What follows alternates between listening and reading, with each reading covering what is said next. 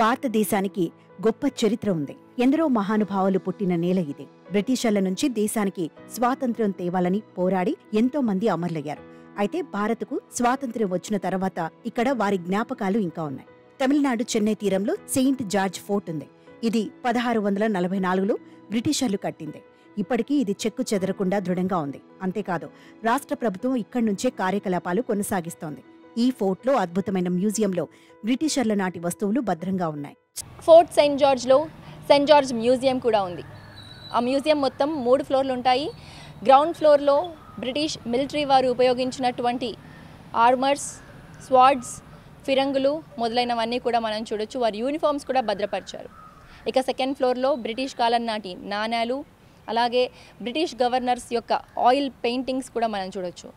ఇక థర్డ్ ఫ్లోర్లో పింగళి వెంకయ్య గారు వారి స్వహస్తాలతో చేసినటువంటి త్రివర్ణ పతాకాన్ని 1947లో ఆగస్టు 15న ఫోర్ట్ సెయింట్ జార్జ్లో ఎగరవేసినటువంటి ఫ్లాగ్ని కూడా ఈ మ్యూజియంలో భద్రపరిచారు. సెయింట్ జార్జ్ ఫోర్ట్లో ఈ మ్యూజియాన్ని 1948లో స్థాపించారు.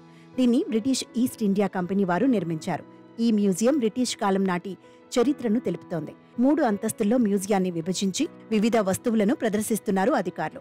మొదటి అంతస్తులో బ్రిటిష్ కాలంలో వినియోగించిన ఆయుధాలు, సామాన్లు, పలువురి విగ్రహాలు ఉన్నాయి. సైనికులు వాడిన రైఫిల్స్, తల్వార్లతో పాటు ఇతర యుద్ధ సామాగ్రిని ఇక్కడ చూడవచ్చు. పురాతన పుస్తకాలు కూడా మొదటి అంతస్తులో కనిపిస్తాయి. వీటిల్లో బ్రిటిషర్ల చరిత్రను తెలుసుకోవచ్చు. ఇక 2వ అంతస్తులో బ్రిటిషర్ల చిత్రపటాలు ప్రదర్శిస్తున్నారు. గవర్నర్ ఆయిల్ పెయింట్స్ చాలా ప్రత్యేకంగా చెబుతుంటారు. బ్రిటిష్ వారు భారతదేశాన్ని ఎలా పరిపాలించారో ఈ చిత్రపటాలను చూస్తే అర్థమవుతుంది. క్వీన్ విక్టోరియా విగ్రహం సందర్శకులను ఆకర్షిస్తోంది.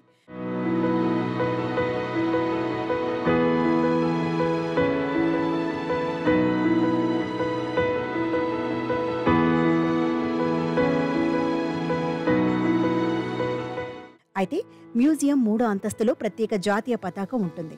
స్వాతంత్ర్యం తర్వాత ఎగరవేసిన మొట్టమొదటి జెండాను ఈ మ్యూజియంలోనే భద్రపరిచారు.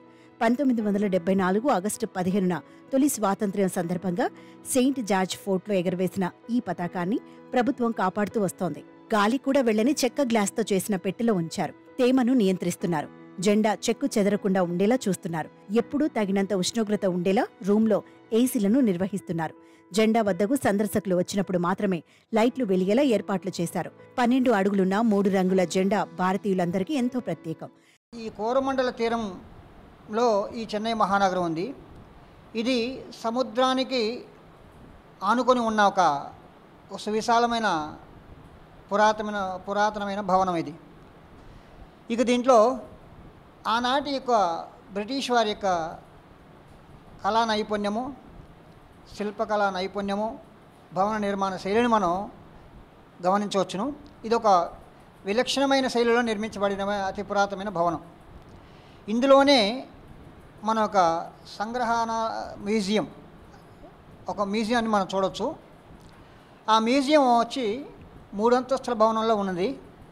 ఆ మ్యూజియంలో ఈనాటికి మనం చూడగలిగిన విషయాలు ఏమంటే, ఆనాడు బ్రిటిష్ కాలం నాటి వారి యొక్క నాణ్యాలు కావచ్చు, అదేవిధంగా వారు వాడిన యుద్ధ పరికరాలు కావచ్చు, అదేవిధంగా వారు ధరించిన దుస్తులు కావచ్చు, అందులో ప్రముఖులైనటువంటి విక్టోరియా మహారాణి లాంటి గవర్నర్ జనరల్గా పనిచేసే వాళ్ళంతా వారి యొక్క విగ్రహాలు, చిత్రాలను కూడా మనం ఇందులో తిలకించవచ్చు. దీంతోపాటు ఆనాడు వారు ఉపయోగించిన నాణ్యాలు, తరువాత మరికొన్ని పరికరాలు, ఇవంతా కూడా మనం ఇందులో చూడవచ్చు. సెయింట్ జార్జ్ మ్యూజియం ప్రస్తుతం కేంద్ర ప్రభుత్వ ఆధీనంలో ఉంది. దీన్ని భారత పురావస్తు శాఖ నిర్వహిస్తోంది.